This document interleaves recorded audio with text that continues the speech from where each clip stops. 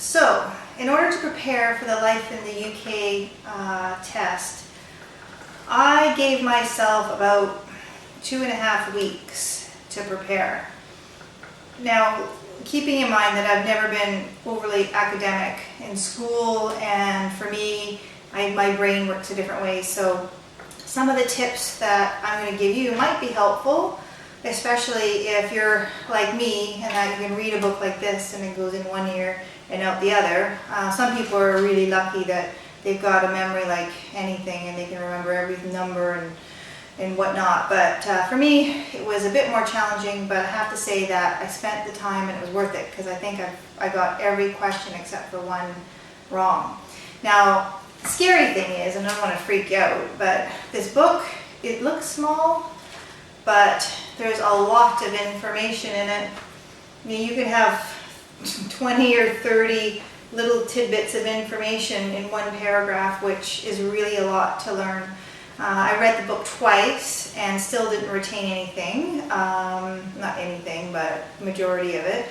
So what I found helpful was breaking it down into different sections and also doing the online tests. So if you go on the internet, there are a couple websites, and I'll put the links on the bottom of the video here so you can check them out.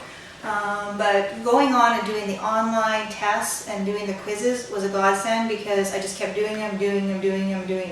So I had the app on my phone, so if I was sitting on the bus, I could just sit and do some practice questions, or if I had a break.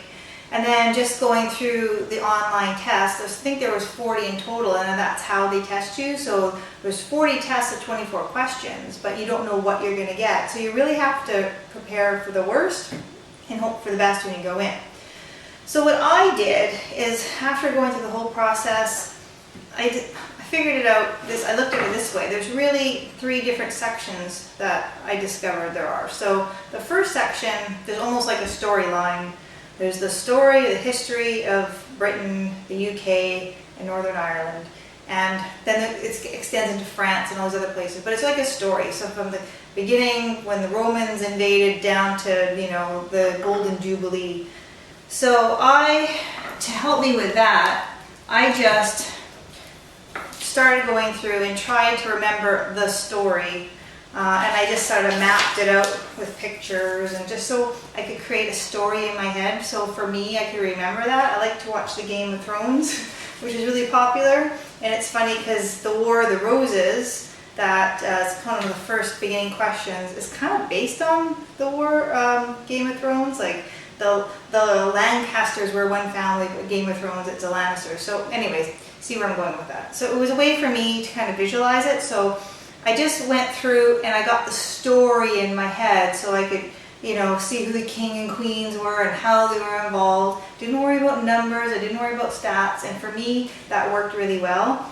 The other thing that I did is, while I was going through the story, I was going through YouTube, and I'm going to put some playlists together as well for you to look at. But just going through videos online and on the BBC iPlayer here, there's a lot of documentaries on history. So I just made sure that I watched as many as I could. I mean, granted, a lot of these have way more detail. These programs have more detail than you'll ever need, but it was a way for me to see it on television, and I could remember it a lot better. It helped put little missing pieces together. So I found that super helpful. The second theme that that sort of came out from this test, there's a lot of dates, tons of dates.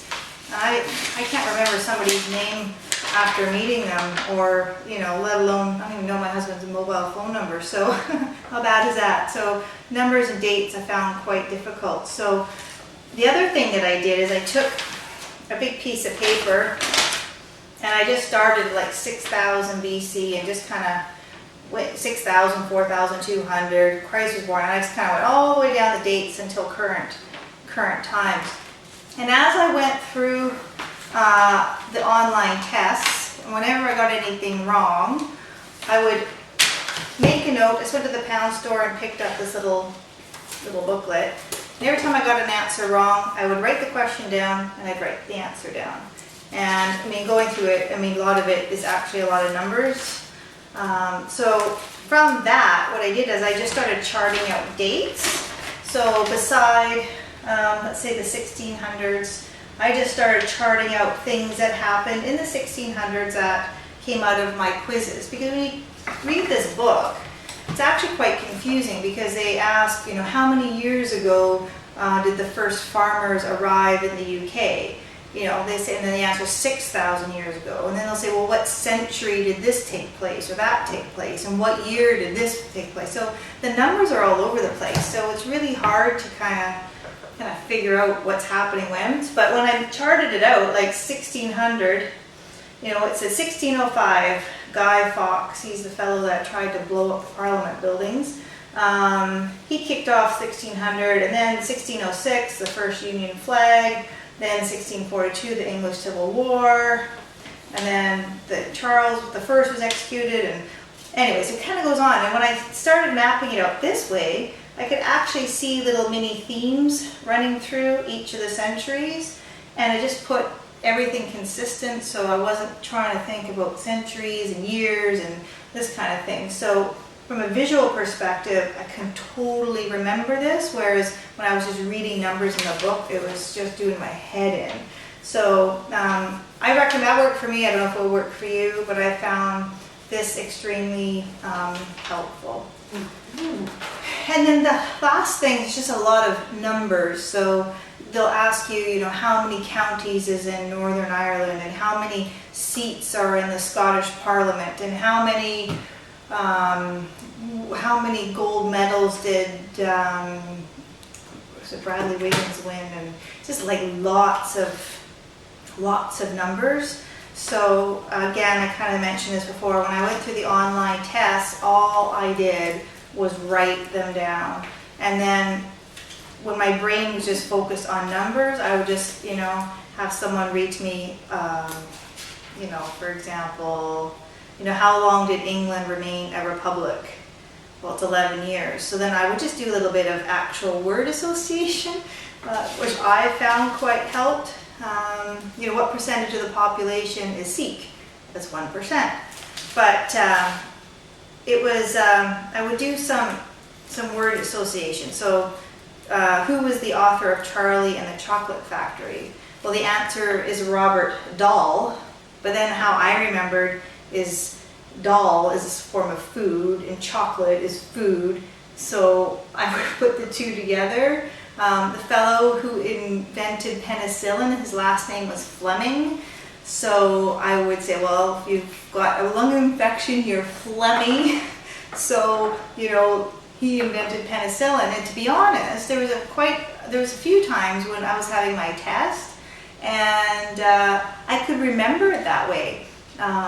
I think it was DNA, and the guy's last name was Cricket, so I'm thinking small bugs, cricket. So they say there's so many names and there's just so many people. So if you can remember at least something that would tie into the question, whether it's a name or word association, when you get to the test, now let me say, when I did all my online tests, I probably failed 80% of them, so I was really stressed out by the time I got into doing the test, but I just spent so much time just kind of re-going through this all the time. And if you could even just remember the last name, when you see a question, there's usually one answer that is so ridiculous that you'll think, for sure it's not that.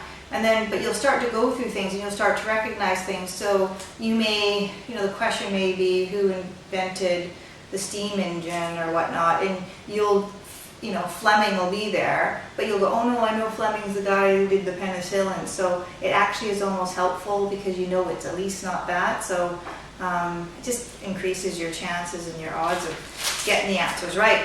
So, so yeah, I mean, I think my tips for success in this is just figuring out a way to study. Book the test as far out in advance as you can. I only gave myself 2.5 weeks. In hindsight, I wish I would have given myself more time, but my friend actually took the test as well, and she said, just book it, because the thing is, you know, oh yeah, well, this thing's going to happen, you know, I don't have to apply for my citizenship for another 6 months or whatever, and then next thing you know, it's right around the corner. It's like, oh my God. So get it booked in, and then just watch as many shows as you can. If you can break out the information the way I did, I found that helpful. If you're struggling, watch a lot of YouTube videos, get people to help you, quiz, have tests, and then just kind of look at it as a fun thing. It was funny because once I did my test, I actually watched a documentary on the War of the Roses, so it was kind of neat. So yeah, I don't think there's anything else that I can share with you, but yeah, good luck, and yeah, just yeah, good luck, and thanks for watching.